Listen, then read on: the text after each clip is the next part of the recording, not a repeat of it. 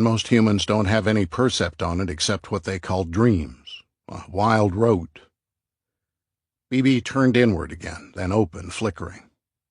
Well, I get the percept that there's too much wild rote floating around here. I blanked. Which in particular?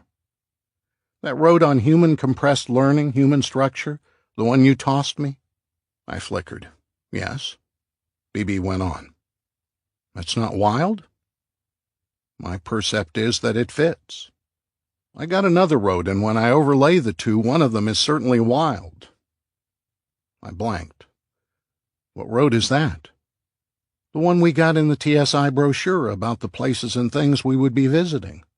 All about Earth and humans, how it got started, what it's for, all that stuff. I closed, then opened slowly. They don't match up? Here, get your own percept. BB tossed a rote at me, and I took it curiously, and unfolded it. Click. Someone somewhere, or both, in millions or uncountable, requires, likes, needs, values, collects, drinks, eats, or uses as a drug a substance ident loosh. Electricity, oil, oxygen, gold, wheat, water, land, old coins, uranium. This is a rare substance in somewhere, and those who possess loosh find it vital for whatever it is used for. Faced with this question of supply and demand, a universal law of somewhere, someone decided to produce it artificially, so to speak, rather than search for it in its natural form. He decided to build a garden and grow loosh. In the natural state, loosh was found to originate from a series of vibrational actions in the carbon-oxygen cycle, and the residue was loosh in varying degrees of purity. It occurred only during such action and secondarily during the reactive process. Prospectors from somewhere ranged far and wide in search of loosh sources, and new discoveries were hailed with much enthusiasm and reward. So it was that someone and his garden changed all this. Far off in a remote area, he set to work on his experiment. First, he created a proper environment for the carbon-oxygen cycle where it would flourish. He created a balance with much care so that proper radiation and other nourishment would be in continuous supply. He then tried his first crop, which actually did produce loosh, but only in small quantities and of comparatively low grade, not significant enough to take back to the heart of somewhere. The problem was twofold. The life period was too short, and the crop units themselves were too minute. This brought about limits in quality and quantity, as the crop had no time to generate loosh in such close tolerances. Moreover, the loosh could be harvested only at the moment of termination of the lifespan, not one moment before. His second crop was no better, if as good. He changed the environment to another part of the garden where the density was gaseous rather than liquid, and the higher density chemicals formed a solid base, and thus were still available. He planted numberless units in many varieties in a new form, with a great increase in size, some many thousands of times larger and more complex than the simple unicellular first crop. He reversed the carbon-oxygen cycle. Yet all had a basic uniformity. Like the first crop, they would reseed at regular intervals and terminate their lifespans automatically. To avoid the uneven distribution of chemicals and radiation which had been prevalent in the first crop, he immobilized the second crop.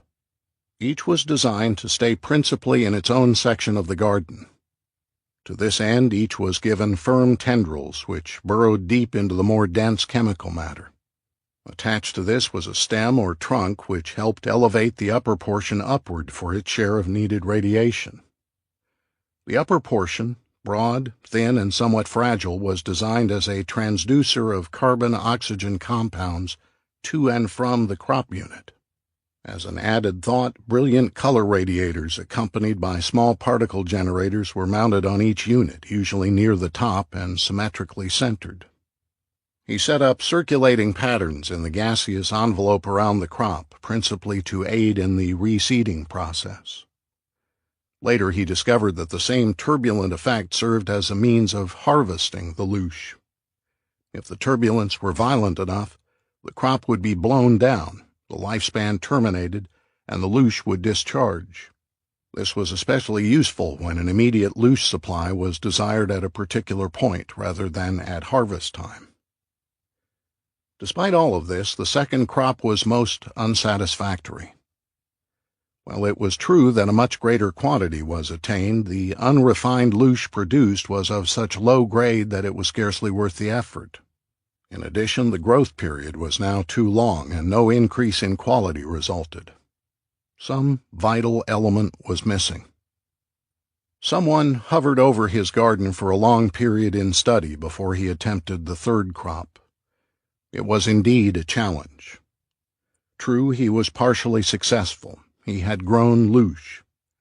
Yet the product of his efforts fell far short of the wild, uncultivated variety. It was inevitable that he perceived the answer. The third crop was living proof of this truth.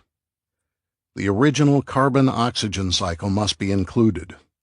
Mobility must be restored.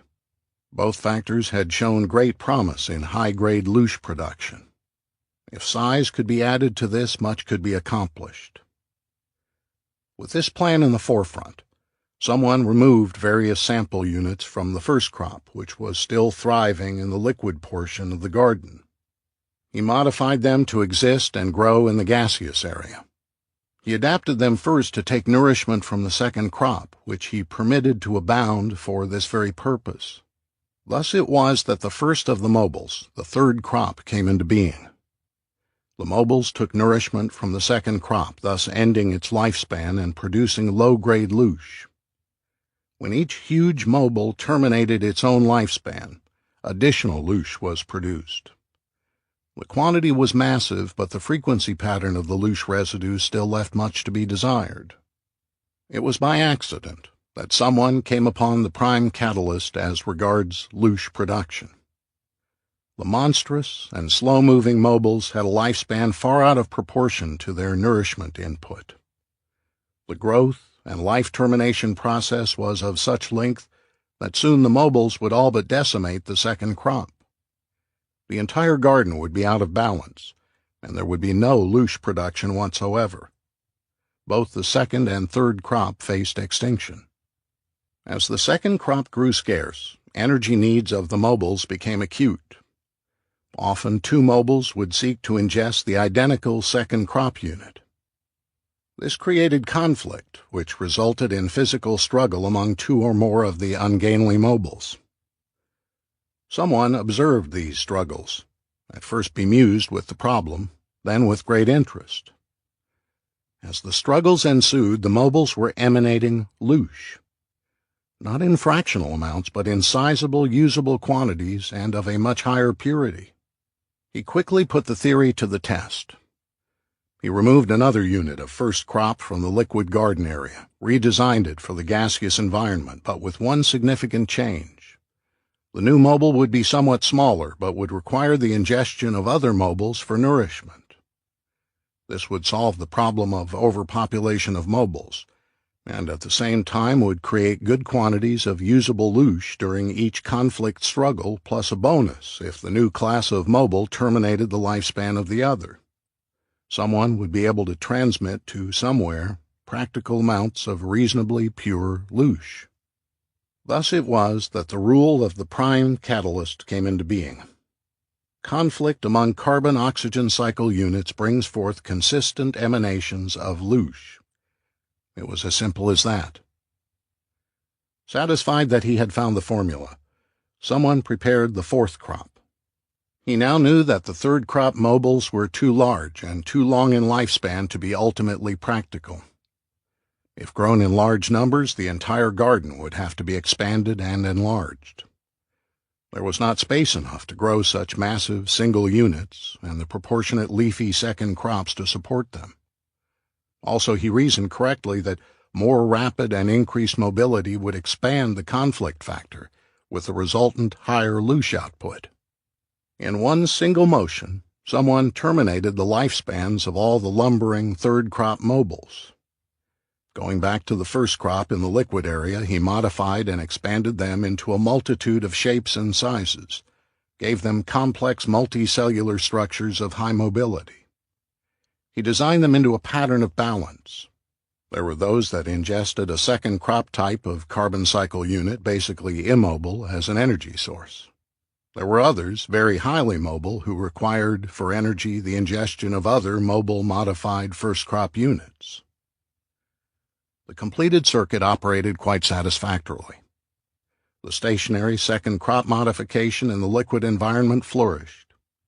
Small, highly active, liquid-breathing mobiles took nourishment, ate the second crop modification. Larger and/or other active mobiles consumed for energy the smaller plant eaters. When any mobile grew too large and slow, it became an easy target for the smaller mobiles, who attacked in voracious numbers. The chemical residue from these ingestive actions settled to the bottom of the liquid medium, and so provided new nourishment for the stationaries, modified second crop, completing the circuit. The result was a steady flow of loosh, from the lifespan termination of the stationaries, from the intense conflict among the mobiles to avoid ingestion, and finally from the sudden termination of the lifespans of such mobiles as the inevitable product of such conflicts. Turning to another portion of his garden, the gaseous area with a dense compound base, someone applied the same techniques with even more advanced improvements. He added many varieties of stationaries, original second crop, to provide sufficient and diverse nourishment for the new mobiles he was to create. As in the other garden area, he made such mobiles into a balance of two species, those who ingested and drew energy from the second crop stationaries, and those who required other mobiles for sustenance. He created them in literally thousands of original types, small, large, yet none so large as the third crop mobiles, and ingeniously gave each some appurtenance for conflict.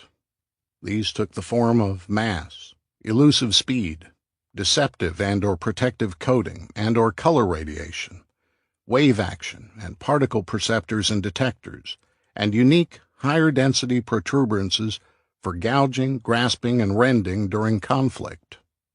All of the latter served neatly to add to and prolong the conflict periods, with resultant increase in loosh emanation.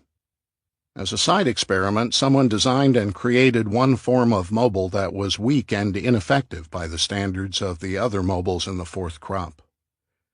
Yet this experimental mobile had two distinct advantages.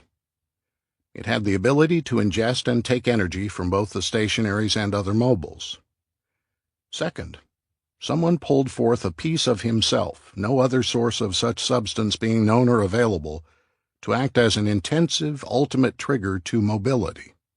Following the rule of attraction, someone knew that such infusion would create in this particular mobile species an unceasing mobility. Always it would seek to satisfy the attraction this tiny motive himself engendered as it sought reunion with the infinite whole. Thus the drive for satisfaction of energy requirements through ingestion would not be the only motivating force. More important, the needs and compulsions created by the piece of someone could not be satiated throughout the garden. Thus the need for mobility would be ever present, and the conflict between this need and that of energy replacement would be constant, possibly a continuous, high-order loosh emanator if it survived. The fourth crop exceeded all of someone's expectations. It became apparent that a consistent, useful flow of loosh was being produced in the garden. The balance of life operated perfectly, with the conflict factor producing immense amounts of loosh and a steady supplement brought into being by the constant lifespan terminations from all types of mobiles and stationaries. To handle the output, someone set up special collectors to aid in the harvest. He set up channels to convey the raw loosh from his garden to somewhere.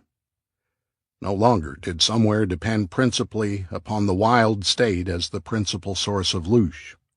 The garden of someone had ended that. With the success of the garden and the production of loosh by cultivated means, others began to design and build their gardens. This was in accordance with the law of supply and demand. Vacuum is an unstable condition, as the amounts of loosh from someone's garden only partially met the requirements of somewhere. Collectors, on behalf of the others, actually entered the garden of someone to take advantage of those small emanations of loosh overlooked or ignored by the collectors of someone. Someone, his work completed, returned to somewhere and occupied himself with other matters. Loosh production stayed at a constant level under the supervision of the collectors. The only alterations were ordered by someone himself. Under instructions from someone, the collectors periodically harvested segments of the fourth crop.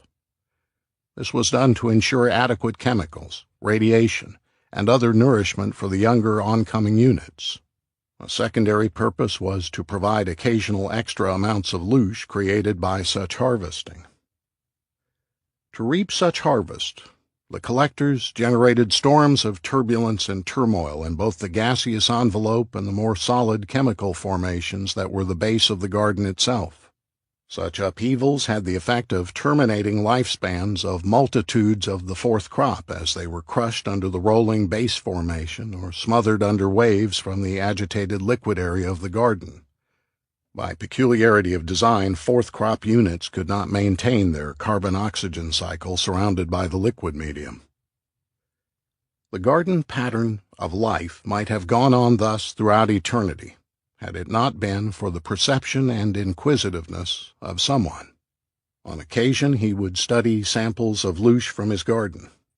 There was no motive in doing so other than the fact that someone may have held a remote continuing interest in his project.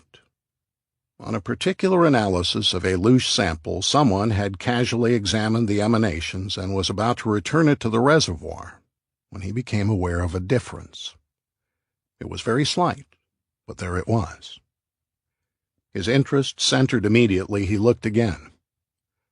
Woven delicately in with the more common loosh emanations was a slender fragment of purified and distilled loosh. This was an impossibility. Purified and distilled loosh resulted only after the wild-state loosh had been processed many times. The loosh from the garden of someone required the same treatment before it could be used. Yet here it was, so finely graded in its refined radiations that it could or would not return into compound with the raw substance. Someone reaffirmed his tests, and the result was still positive. There was a factor in his garden of which he was unaware. Quickly, someone left somewhere and returned to his garden. Outwardly, all seemed the same. The solid base gaseous areas of the garden were an endless carpet of green reflection from the thriving second crop. The modified first crop in the liquid area was in perfect accord with the action-reaction law, a division of cause and effect. Someone perceived without delay that the difference, the source of distilled loosh, lay neither with the first nor with the second crop. He found his first momentary touch of distilled loosh emanation in one of the units of the fourth crop, which had by then filtered throughout the plantings of the second crop. The flash came during the unusual action of this unit as it entered into a life-terminating struggle with another fourth crop unit. This alone would not create distilled loosh, someone knew, and he probed deeper for the source. It was at that moment that he discovered the difference. The fourth crop unit was not struggling in conflict over an ingestible remnant of a weaker fourth crop unit, or a tasty frond from a nearby second crop stem, or to avoid termination of life and ingestion by the other conflicting fourth crop unit. It was in conflict to protect and save from life termination three of its own newly generated species huddled under a large second crop unit waiting for the outcome. There was no doubt about it. This was the action that produced the flashes of distilled loosh. With this clue, someone examined the actions of other fourth crop units in the garden. He found similar flashes when other fourth crop units took the same action in defense of their young. Still, there was an inconsistency. The sum of all such flashes of distilled loosh emanation from all such actions by the current fourth crop would not amount to half of the total he had found in the sample from the reservoir. It was obvious that another factor was present. Systematically, he hovered over the garden, extending his perception to all areas. Almost immediately, he found the source. High-order distilled loosh radiation was originating from one particular section of the garden. Quickly, he hurried to the spot. There it was. An experimental modified fourth crop unit, one of those that contained a piece of himself in its functional pattern. It was standing alone under the leafy upper portion of a large second crop unit. It was not hungry. It was not in conflict with another fourth crop unit. It was not acting in defense of its young. Then why did it emanate distilled loosh in such great quantity? Someone moved closer. His perception entered into the modified fourth crop unit, and then he knew. The unit was lonely. It was this effect that produced distilled loosh. As someone drew back, he noted another unusual inconsistency. The modified fourth crop unit suddenly had become aware of his presence. It had collapsed and was jerking in strange convulsions on the solid base formation. Clear liquid was being expelled from the two radiation-perceiving orifices. With this, the distilled loosh emitted became even more pronounced. It was from this that someone propounded his now famous DLP formula, which is in effect in the garden at this time. The balance of the story is well known. Someone included the fundamental in his formula. The creation of pure distilled loosh is brought forth in type 4M units by the action of unfulfillment, but only if such pattern is enacted at a vibratory level above the sensory bounds of the environment. The greater the intensity of said pattern, the greater the output of loosh distillate. To put the formula into effect, someone designed subtle changes in his garden, all of them familiar to every historian. The splitting of all crop units into halves to engender loneliness as they sought to reunite, and the encouragement of dominance of the Type 4M units are but two of the most noteworthy innovations. As it appears now, the garden is a fascinating spectacle of efficiency.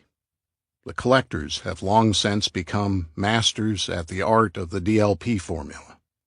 Type 4M units dominate and have spread throughout the entire garden, with the exception of the deeper portions of the liquid medium. These are the principal producers of loosh distillate. From experience, the collectors have evolved an entire technology with supplementary tools for the harvesting of loosh from the Type 4M units. The most common have been named love, friendship, family, greed, hate, pain, guilt, disease, pride, ambition, ownership, possession, sacrifice, and on a larger scale, nations, provincialism, wars, famine, religion, machines, freedom, industry, trade, to list a few. Loosh production is higher than ever before. Click.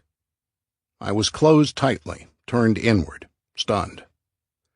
My first reaction was there had to be some mistake. This was not the story history of Earth. BB had mixed it up with some other port of call on their cruise schedule. Yet as I ran the road again, the overlay of what little I knew of Earth's zoological and human history was uncomfortably accurate, albeit from another perspective. The food chain of Earth's ecobiologic systems had been well established. Knowing this about Mother Nature, some of the hardcore philosophic speculators had often pondered where the human animal fit in the process. The downside was obvious. Who ate us? Before it had been just that, speculation. Now, BB opened, plied. You get the percept, Ram? I dulled. Yeah, I get it. Well then, BB went on. What's loosh got to do with learning? I opened slightly. And you got the rope before you came to Earth. BB smoothed. Like I gave you. It was in the TSI cruise brochure. It was in with hundreds of other rotes we got before we left. I opened more, but tightly. Where did the brochure come from? Why, yeah, from the cruise director. Where did he get it? BB flickered. I don't have a road on that. He just dumped them on us and rolled. Here's the exciting and interesting stops we'll make on the cruise. I got a good percept because it was the last one we'd visit, so it was the last route we got. That's why it was so clear. Some of the others are dim because they were in the middle.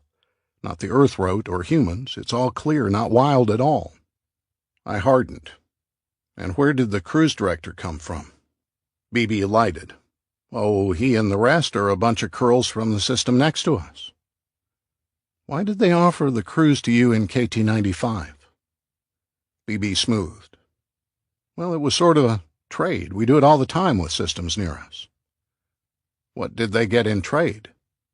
BB lighted. Games. Games. We got more games than any system, 4 skips in any direction. I turned inward and closed. It was getting too hot to handle. If the route was real, a huge if, I began to drop off. Anger, the feeling of being on the receiving end of a huge deception, the resentment at being manipulated, wanting to strike out at those who were conning me, us, all humans, who were taking something from us without our consent or permission. What happened to the freedom idea? Was every thought and action we took guided, no, directed and controlled just to produce more loosh, whatever that was, for a breakfast table or a fuel tank in a somewhere? And what could I do about it, even knowing? I dulled deeply and dropped off more and more. Hey, Ram. BB was fading rapidly. Where are you going? Return to the physical was near instantaneous, exactly as if I had pushed the panic button, which I had not done for so long. Strong sense of tiredness, both mental and physical. Neglected to check time of return. Low energy, no desire to do anything. Unable to get to sleep. Got up, went to the kitchen and made a cup of coffee. Sat and stared at the cup. With no energy or desire for exploration during the 2 weeks following, in a depressed state, the only production that surfaced was, "It is sunset. The Guernsey has walked many miles around the pasture in her forage for food. The grass had been more lush today here, though she did not bother to consider why. She had come through the gate calmly when he directed her to do so, instead of the gate across the road. He knew she would find better grass here, and that was why he moved her here, though she did not realize it. She only did what he directed. But now, at sunset, it is time again. She must go to his place. There is a goading pain on her underside that tells her this. At his place up on the hill, it is cool, and there is more food, and he will take the pain away. The Guernsey moves up the hill and waits beside his place. Soon the gate will open, and she will walk into her position in his place and eat the grass he places before her. While she eats, he will relieve the pain until morning. After that, the man will walk away with white water in a round container. The Guernsey does not know where he got the white water, nor why he desires it. Not knowing, she doesn't care.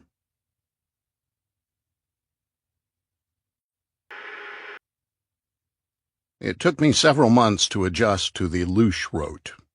Adjust is a very broad word to describe a complete cycle of shock, rejection, anger, depression, resignation, acceptance. My sequence paralleled remarkably the pattern others have discovered and studies as to human response when notified of approaching death from illness or injury. Something was dying in me. I had long realized that the God of my childhood did not exist, at least not in the form and substance envisioned by my enculturation. However, I had deeply accepted the concept of creator and created. I had but to look around me at the elaborate and intricate order of design, of the symbiosis that made the whole process operate, the trees that grew plumb-line straight up if given the chance, that provided me and other oxygen breathers with what we needed while we fed to them unknowingly for a long period our waste products, which they needed to exist. The balance of the entire planet, whose outer filtering bands of energy permitted just the proper quantity and quality of sunlight so critical to biologic growth. And, of course, the food chain. Love-Loosh wrote explained everything very neatly. Most important, it explained the purpose, the reason for it all, the why of it. This factor had long eluded me. The Loosh answer was simple and obvious. The reason was there in very prosaic fashion. We were indeed producing something of value, loosh. If one finally was able to get past the emotional barriers involved, it became hard even then to find holes in the general concept, an explanation of total human behavior and history. That left the inspects. Were they the gardeners, the loosh collectors, or the overseers? The question tantalized and tortured me for many weeks before I finally decided I must find out one way or another. On a particular night, after great difficulty in getting 2 cycles of sleep, I awoke with a start and lay quietly in bed. Evidently, my fear of what I might find was greater than I thought, as I unhooked with difficulty from the physical, then slipped out of the second body as it hovered. I scanned for the inspect homing signal, but there was none. This disconcerted me at first, but I was determined and foolhardy. I then used the ident inspect, the total road I had on them, stretched out, focused, and let go. There was a quick, short sense of spinning movement, no impression of passing through the rings, then deep blackness, and I was motionless. Nothing more. The percept was forming that the ident I had used wasn't enough. I might be at the gate to inspect territory, but I didn't have the passport to enter. I had never tried to go to them. They had always met me. I had no percept of their reality state. Therefore, I had arrived only at the site of our meetings. If I focused on... A warm vibration washed through me. "Very good, Mr. Monroe. You are quite correct." I began to relax somewhat. At least I had gotten this far, and at least they didn't call me Ram. "Perhaps you would like it better if we use the ident by which we know you best. We believe you are ready for it now." Ready for it? A name. They know me best. What could that be? Ashenine. Ashenine. It was both familiar and strange. Again, that feeling of trying to recover from severe amnesia and the gentle patience of those trying to help me remember. But the loosh. "We are aware of the disturbance you have undergone. It was necessary that you experience this. It goes with the territory, as you put it." Then the loosh wrote was real. I began to flicker. It is the translation that is not real. The difficulty of placing Earth and human values properly into perspectives and energies that are not of time and space is a factor very familiar to you. I turned inward, picking up the loosh wrote.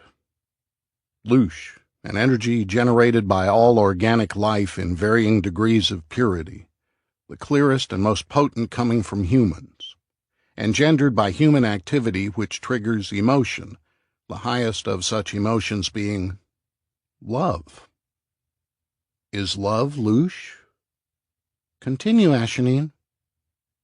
But according to the rote, loosh is thrown off when life ends its physical existence, when pain occurs, anger, hate. These can't be the same as love. How would you define love in your terms? I knew that would be next in the order of things, and I couldn't come up with an answer. Throughout history, great minds and greater philosophers had given it a try with only partial success, and I was none of these. I wouldn't even consider trying. But you know it exists. Love is not an illusion. I released the loosh wrote and turned deeply inward, scanning.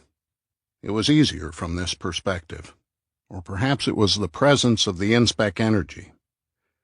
It presented itself much as a simultaneous mixture and sequence of musical chords and short melodies, only it wasn't sound, it was patterns in colors of light, scattered among the clutter of harmony, dissonance, discord, excitement, fun, fear, and emotion, and beginning shortly after birth, I had the percept of occasional surges of white, first from my mother and father, then smaller flashes I was unable to identify as to source.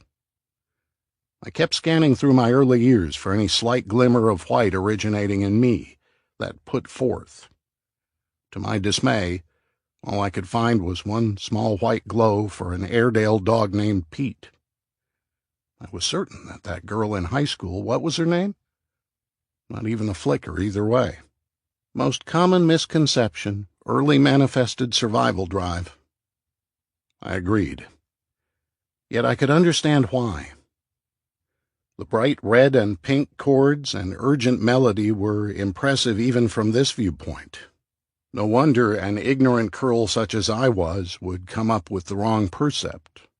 I went on through the mess that was I in a fast-forward mode, and I could spot sure and solid white surges here and there of which I had then been unaware, and their reality depressed and saddened me, because I found no significant emission from me that was remotely similar. It was all coming in, and I took it and didn't respond. I finally cut it off, would go into it no further. I wasn't much of a loosh producer. Too many other color chord patterns and melodies. Except for now. I knew some strong emissions and a few points were coming out of me. Did it take that long? You understand waveforms. All come from the same baseline, the colors and the white. The difference is frequency and amplitude.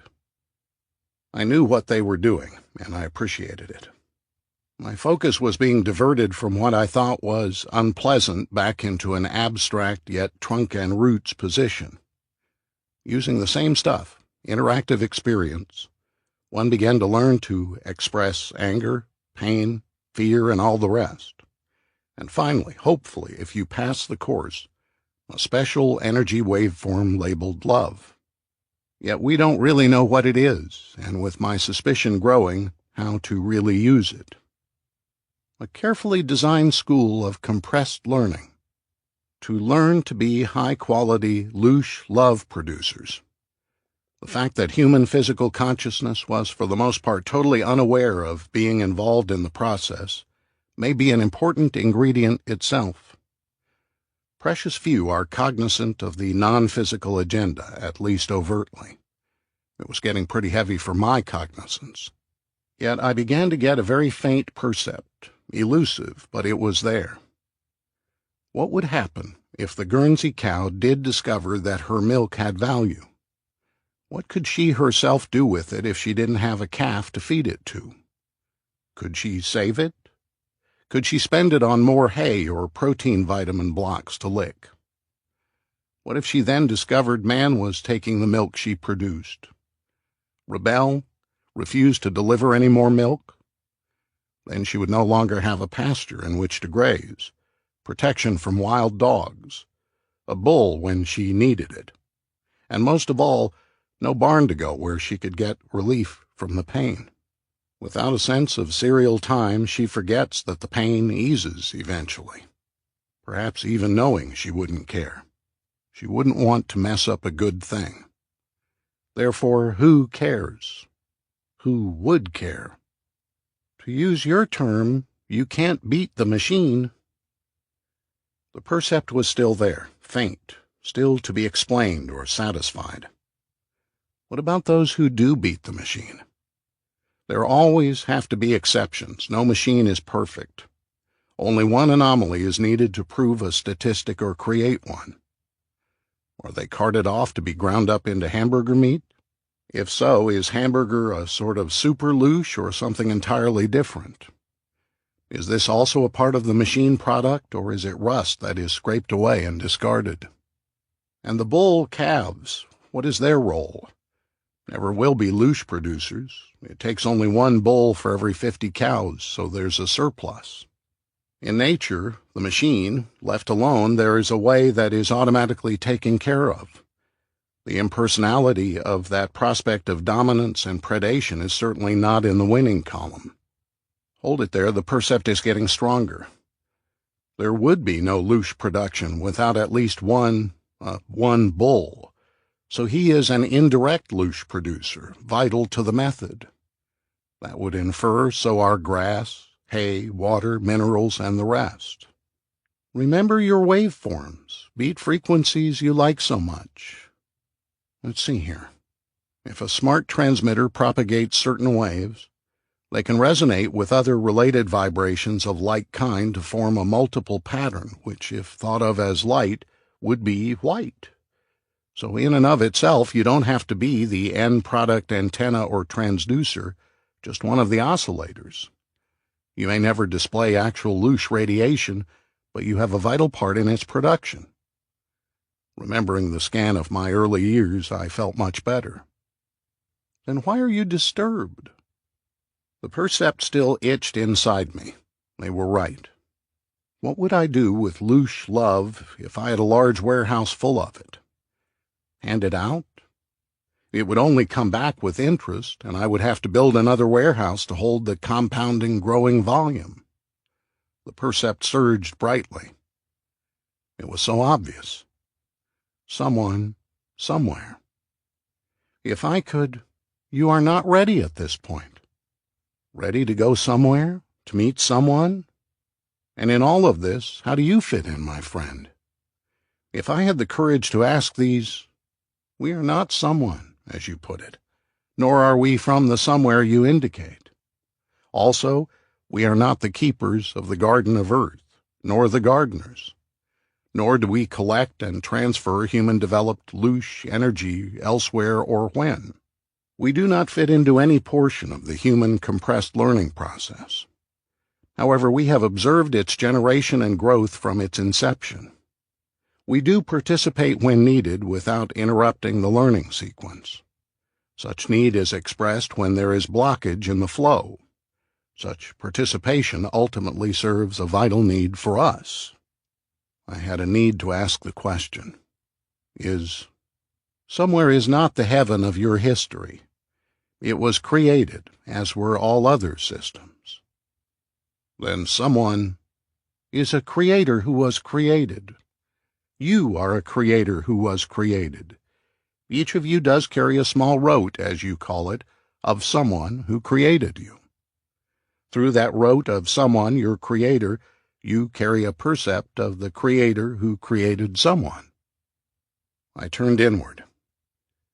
Even with this viewpoint, it was hard to set aside serial logic. The easy percept was how the multitude of distortions, misconceptions, misdirections came about.